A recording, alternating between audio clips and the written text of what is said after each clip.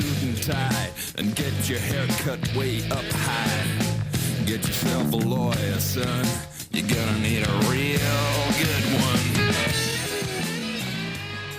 Yes, it is Tuesday morning at 10 o'clock and you all know exactly what that theme means. David Whiting, the Melbourne solicitor, has joined us at the naughty table in the studio.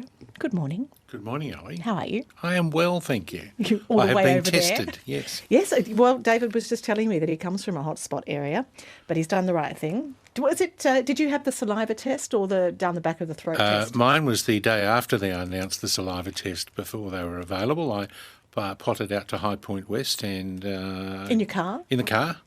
And I was terrified. I thought it was going to be there for half a day. There were 2 cars ahead of me when I got there on Friday of last week, and in and out in under 15 minutes was fantastic. Yeah. How long did it take to get the result?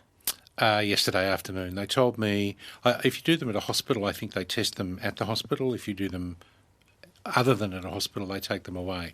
So they told me 5 days. I got the result yesterday afternoon, and the answer was not detected. So Is that the equivalent of negative?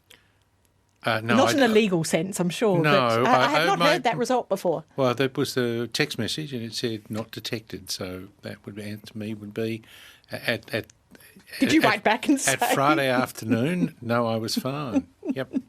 Yes, indeed, and you say that, and that does reflect our earlier caller who was worried about complacency from people who had been tested, but you're doing all the right things and you are way over in the corner of the studio, which is good.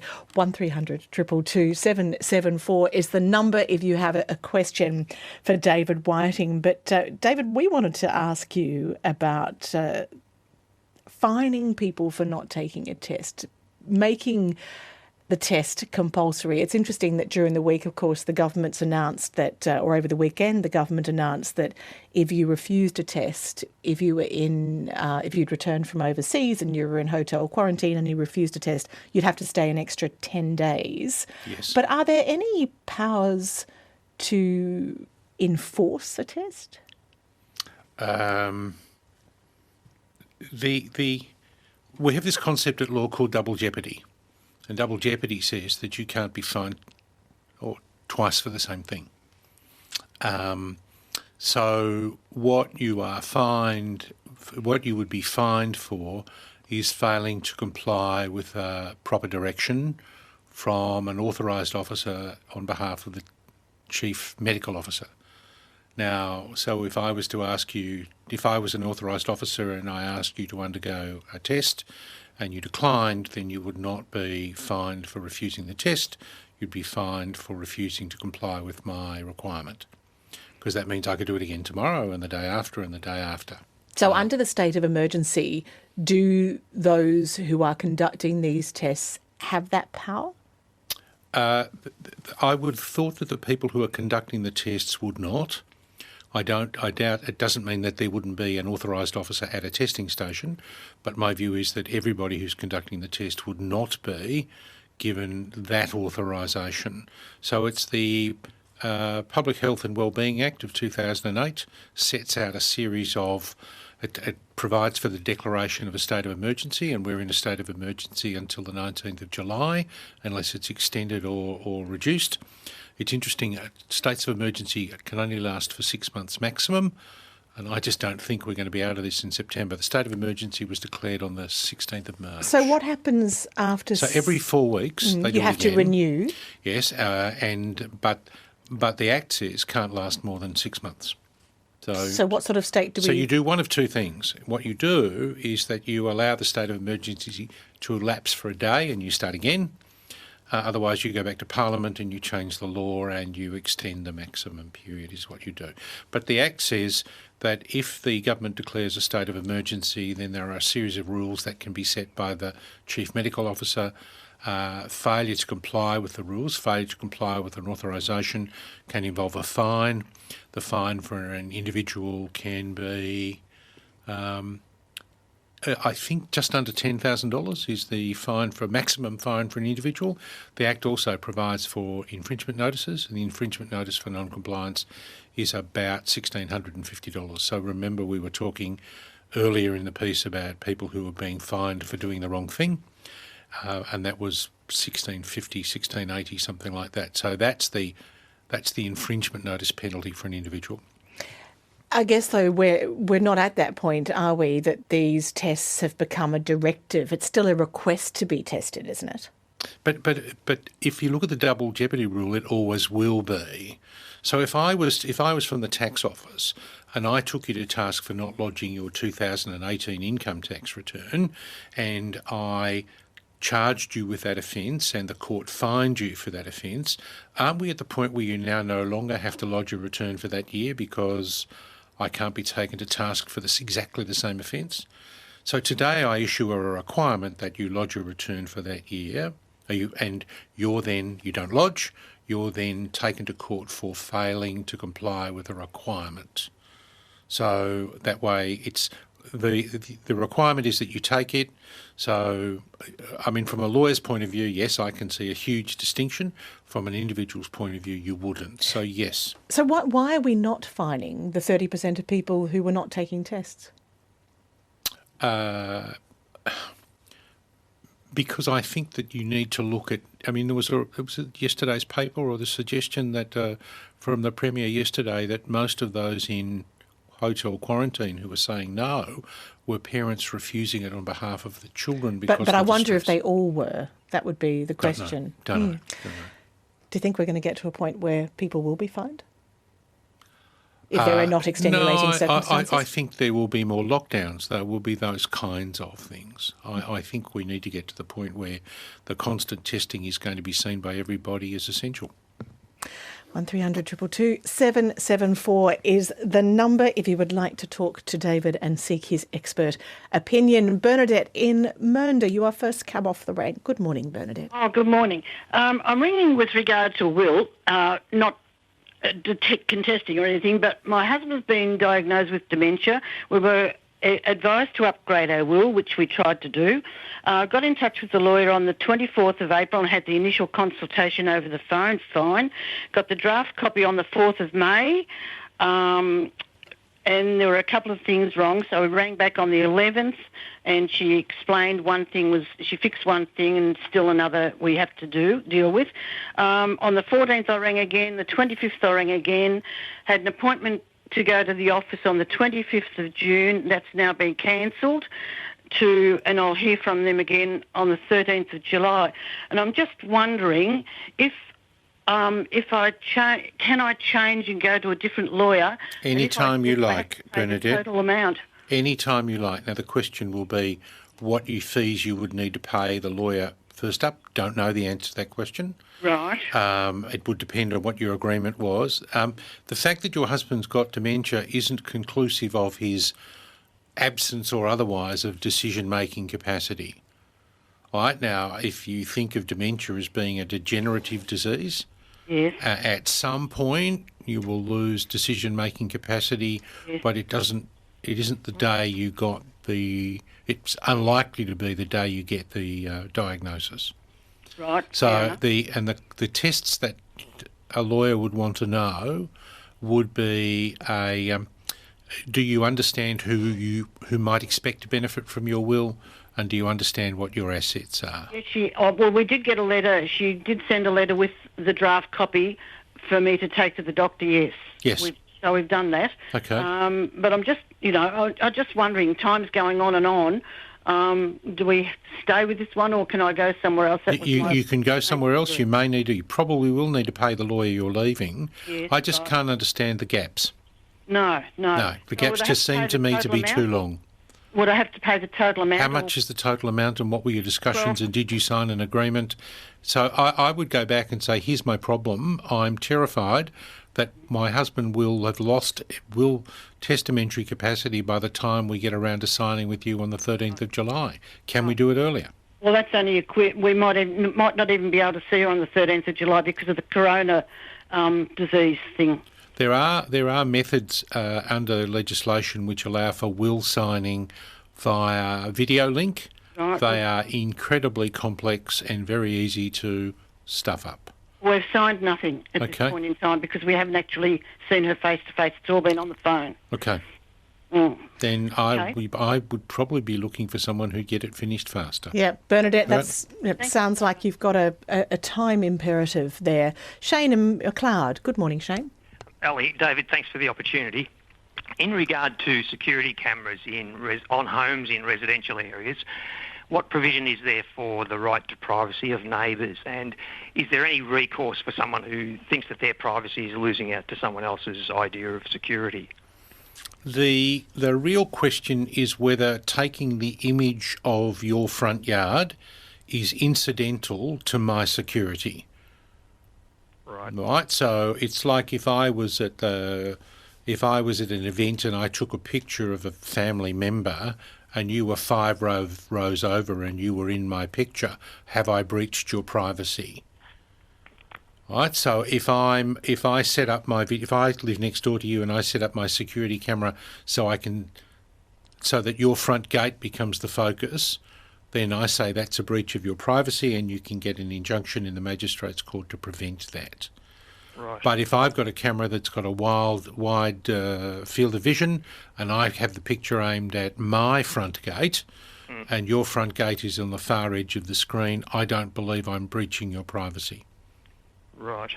Right. It's a question of what's the focus of the image more than anything else. But Shane, would you even know that? Because because you can see where a camera is doesn't mean you can guess its depth of field. I imagine there's a lot of cameras these days have very wide. They do. There's a whole lot of people who are being picked up in those circumstances when they have no expectation. We've had callers reasonably regularly who live on the other side of the road, and they're terrified not terrified, but they're annoyed and frustrated that the camera across the road might well be aiming at their front door. There is a positive to this. I've lived in this experience where I had a knock at the door once and there were 2 nice policemen there who said, were you aware that you had 2 burglars in your front yard on Monday morning? And I was home on Monday morning and I said, no, I wasn't. How come you are? And they said, well, you picked up on the neighbour's camera. Watch them climb over the fence, stroll across the front yard and climb over the other fence. So I was pretty grateful, actually, yes, that the neighbours had the security camera and also very grateful that the burglars didn't knock on my door and suggest that they'd like to come in. The other thing you might do, Shane, is you might talk to the neighbour and say, can I have a look at your field of view? Yeah. Do you get on with them? Okay. All right. I haven't really spoken to them yet. Okay. Oh, well, that's. I reckon that should be the first port of call. Knock on the door, but keep your distance, obviously. Bill in Broadford. Good morning, Bill. Good morning. How are you? Good. Well, Some months ago now, a huge tree on a nature strip on council property shed a branch which fell on a park bench which was underneath it. And if anybody had been sitting there at the time, they'd have been killed stone dead. yes. It also smashed 4 panels of the fence. Now, when the appropriate person approached council for repair, they refused point blank. It's a council tree on a council nature strip which fell across a church fence. Yes. And damaged 4 panels of the fence. They refused point blank to pay for any damage. I did because I didn't want to see the job string out, you know. Bill, I don't believe the council has a responsibility in those circumstances. Is that right? Yeah, right. Look, the Road Management Act covers it. There's also a suggestion, and there's also, if in roadworks there's a damage of less than $1,500, the person who suffers the damage normally has to wear it. Yeah. And it's simply that because of the amount of road and road-related areas like the verge you're talking about, because of the huge volume that exists in the cities and shires around the state, there's no expectation that they will have the same obligations as a normal householder would have in respect of their tree. Yeah. So if you had reported the tree as saying, look, this branch is about to fall, then there might be an argument that the road authority's liable, but otherwise, no. It's not the first time. There's been quite a few times that branches have fallen and damaged the fence. Yeah, but of this tree? Yes, and others too. There were 4 main ones, but they went, after we approached them, they went to the most inoffensive of the lot of those trees, way away from any problems for us, and they dug it right out of the ground. Mulched the stump and dug it right out of the ground. Okay. If they'd have done the one which shed the branch off, we'd have been happy. Yeah, I bet you would have. What you might do is get an arborist's report and go to council and say this tree is unsafe. 3 or 4, they say, and they came to a decision that the trees are very healthy and they won't be any cause of any problem for the next 10 years. And I said, well, if you're willing to bet someone's life for the next 10 years that a branch won't fall. And Well, then what you do is you move the chair. yeah, well, it's bolted to a concrete pad. It's on their property anyway. Okay. Bill, what you might do is make a Freedom of Information application to the Shire and ask them for a copy of the arborist's report on the tree that you're concerned about. Bill, that sounds like I'm losing my voice here, a plan of action there. Dimko in Mernda, you've got a very interesting question. Here, hi Dimko. Hello. Hello. Hello. My question is, I've done a test on Tuesday afternoon for COVID-19, Yes. and I didn't receive the result till Friday afternoon. I had to call him twice to check, Yes. and then they sent me a message, and then I had to speak to the doctor. I did call the doctor. The doctor says everything is fine, you're negative. And I had some rhinovirus because my nose was running or something. Yes.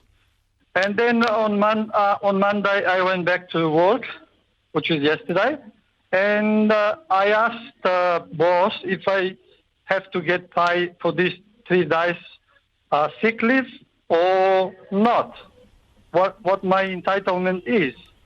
So the boss says, oh, no, because you wasn't sick, but I wasn't allowed to go back to work till I get results.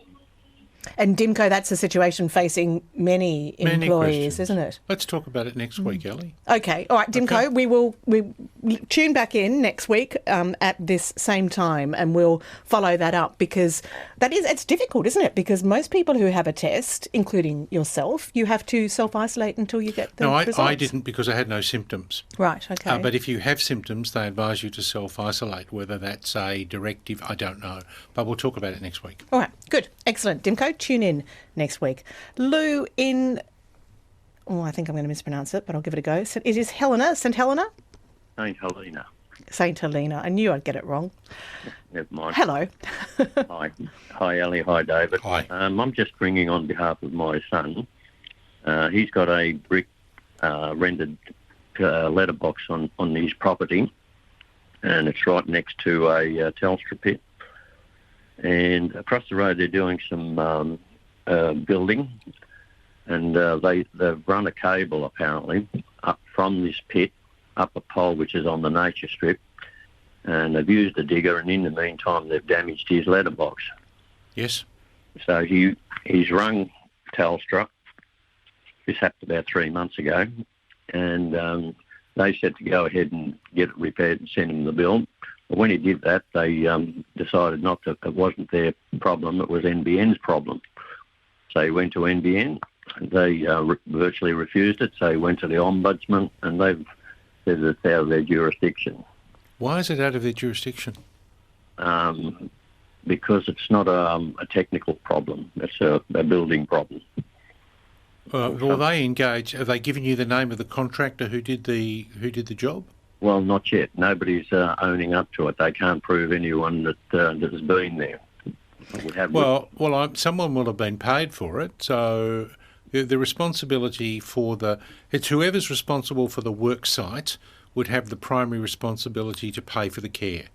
So if I was the person who was digging the trench at the time, then it would be the organisation that engaged me would be the organisation who'd have the responsibility for the damage. Yes, we believe that's the NBN, but then... No, the NBN uses contractors. So the NBN will have organised somebody to do the street, and they will know who that person was, because they will be paying for it. Okay, so if we get onto the NBN and they give us the name of that contractor, we can go then? Yes. Okay. Good luck with that, Lou. I know that the NBN actually, if you look up their numbers, they actually have a number specifically for people who have suffered property damage. And I know this segment's not all about me, but I've been on that one. And it was the NBN who said it was Telstra. Telstra said it was the power people. The power people said it was the water people. The water people put me back to the NBN. And they said that they'd sent out someone to have a look at it and they couldn't find any damage and they closed the case. And I said, well, no one came out. I'm always by my phone. No one rang me. And as a result, 4 months down the track, I still have a damaged fence and no remedy. So I feel your pain, Lou. No worries. Okay. Lou, you should take that as a lesson that this is not going to be easy to fix. Yes, exactly. Peter in Elston Wick. Good morning, Peter. Oh, hi, Ali. And David, look, there's a tricky question here. On a block of units, the body corporate has decided to try and get rid of concrete cancer, so they're grinding all the surface of the concrete. I got home on Friday at 5 and my flat was totally covered with cement dust. There'd been no advice that they were approaching on the day. It feels like, although I don't know what asbestos is like, but it's very fine dust throughout the flat, upstairs and downstairs. I got in touch with the body corporate, made a complaint, said this is wrong. Today the workers turned up with proper masks because I let the council know. But no one seems to be taking any care of the residents, either owners or tenants. And you probably can't hear the noise in the background now, but they're grinding away today. They did some more outside the front of my place today, and I spoke to a worker and I said, sorry, I'm not opening the courtyard where they want to move to. Peter, your phone is not terrific. So just if you could just get to the question for David. The question is what to do when the flat is full of cement dust and the owners corporation are doing nothing, and I've made a complaint. In the time that the workmen, you can go to VCAT for an owners corporation dispute, but the work will be finished by then.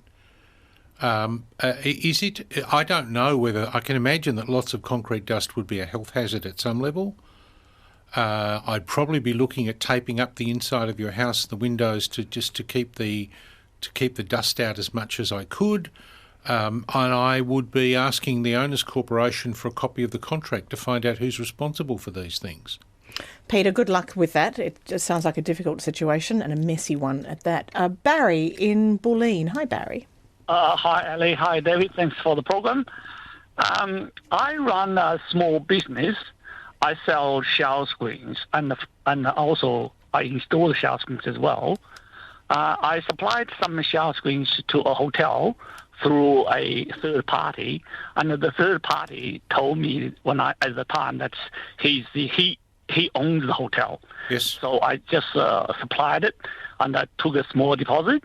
And after I finished installation all the shower screens, 10 of them, and the guy disappeared. And now I'm chasing the hotel, and the hotel says they got nothing to do with me. So Did you get an order? Was it a telephone? How did you... over telephone, yes, telephone. And presumably you went and measured before you put them in?